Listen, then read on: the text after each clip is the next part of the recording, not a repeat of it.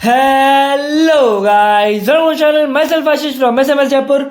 और गाइस, जब अपन आए हमारा next video that is clinical trials. ठीक है ना।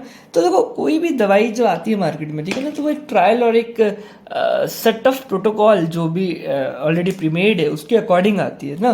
देखो, अपन बेसिकली देखो यहाँ पे क्लिनिकल ट्रायल्स की बात करेंगे। ठीक है, तो क्लिनिकल ट्रायल्स जो होते हैं ना, ठीक है, वो ह्यूमंस में लिए जाते हैं। ठीक है, अदरवाइज प्री क्लिनिकल ट्रायल्स भी होते हैं जो कि एनिमल्स के अंदर देखे जाते हैं। ठीक है ना। तो अपन यहाँ पे क्लिनिकल ट्रायल्स की बात करेंगे। तो बेसिकली जो क्लिनिकल ट्रायल है वो 4 फेज में रहते हैं। ठीक है ना, 1 2 3 4। ओके, वैसे होता तो एक 0th फेज भी है और एक 5th फेज भी है, बट इसको इतना ज़्यादा जानने की ज़रूरत नहीं है। अपन मेनली ये 4 स्टेजेस पढ़ेंगे। ठीक है, देखो, अगर मैं बात करूँ,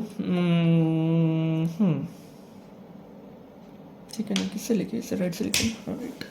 देखो, अगर मैं बात करूं कि जैसे कि फर्स्ट फेज है, तो फर्स्ट फेज के अंदर अपन एक्चुअली क्या करते हैं, एक ड्रग जो फाइनल क्लिनिकल ट्रायल तक पहुंची है आफ्टर एनिमल्स के बाद एक्सपेरिमेंट या प्री क्लिनिकल ट्रायल्स के बाद ह्यूमंस में जो ड्रग पहुंची है, तो बेसिकली अपन जो अपना जो फर्स्ट फेज है, ठीक है ना, जो ह्यूमन ट्रायल का, क्लिनिकल ट्रायल का, उसके अंदर अपन करीब करीब 2200 हेल्दी वॉलंटियर्स को लेते हैं। ठीक है, जिनको अपन 1 से 2 साल तक अपन उनके ऊपर एक्सपेरिमेंट करते हैं। और बेसिकली अपन यहाँ पे एक ड्रग का फार्माकोकाइनेटिक्स, फार्माकोडायनेमिक्स क्या है, ये समझने की कोशिश करते हैं कि भाई मैक्सिमम टॉलरेबल डोज कितनी इसको दे सकते हैं। ठीक है, इसकी टॉक्सिसिटी कैसी रहेगी, ठीक है, सेफ्टी कैसी रहेगी। तो ये बेसिकली अपन समझने की कोशिश करते हैं। मेनली अपन यहाँ पे टॉक्सिसिटी के पॉइंट्स को ज़्यादा समझते हैं। ठीक है ना, मेरी बात समझना। इसी वजह से इस ट्रायल को अपन कहते हैं ह्यूमन फार्माकोलॉजी, अरे यार दिख नहीं रहा ना, इसलिए इस ट्रायल को अपन कहते हैं human pharmacology and toxicity study. आई मेरी बात समझ में। तो इस ट्रायल को अपन कहते हैं human pharmacology and toxicity study, और अपन यहाँ पे ये चीज़ें चेक करते हैं, राइट। उसके बाद अपन सेकंड ट्रायल पे आते हैं, और अपन यहाँ पे जैसे जैसे ट्रायल्स बढ़ते हैं ना, जैसे जैसे आप नेक्स्ट फेजेस ऑफ ट्रायल में जाते हो, और आपको याद हो अपना कोविड में भी इस तरीके से चीज़ें देखी गई थी। आपको याद है न्यूज़ में ऐसा बता रहे थे कि कितने लोगों पे टेस्ट करी। तो एक्चुअली ये ट्रायल के प्रोटोकॉल से, अगर जैसे आप सेकंड फेज में आओगे तो आप 100 to 500 पेशेंट्स पे इसको ट्राई करोगे, करेक्ट 2 से 3 साल के लिए। ठीक है, तो आप देख लो जैसे जैसे फेजेस बढ़ेंगे ना, आप नंबर ऑफ पेशेंट्स बढ़ेंगे और नंबर ऑफ ड्यूरेशन बढ़ता जाएगा। ठीक है, और जिससे अपन चीज़ें और थोड़ा सा समझ सके।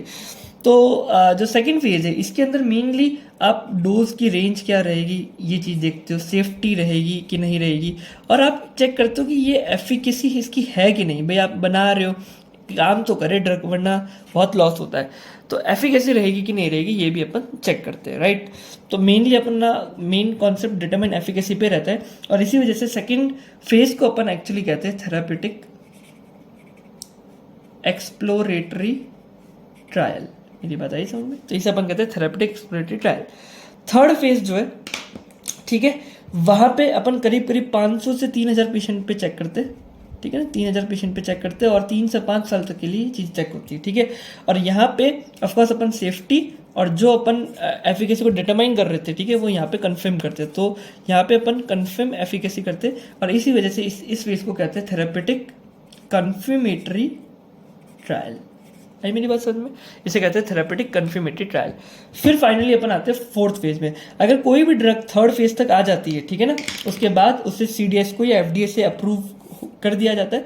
ठीक है, तो अप्रूव बाय सीड, अगर अपन इतना डेटा दिखा देते हैं तो सीडीएस को ये कह लो एफडीए उसे अप्रूव कर देती है, और फिर वो मार्केटिंग उसकी करी जा सकती है। ठीक है ना, उससे मार्केटिंग करते हैं, और मार्केटिंग होने के बाद, ड्रग मार्केट में आ जाने के बाद भी एक ट्रायल चलता रहता है, जिसे अपन कहते हैं पोस्ट मार्केटिंग सर्विलेंस। ठीक है ना, कि भाई मार्केट में आने के बाद, इस ट्रायल का नाम है पोस्ट मार्केटिंग सर्विलेंस, कि भाई मार्केट में आने के बाद भी ट्रायल चलता रहता है।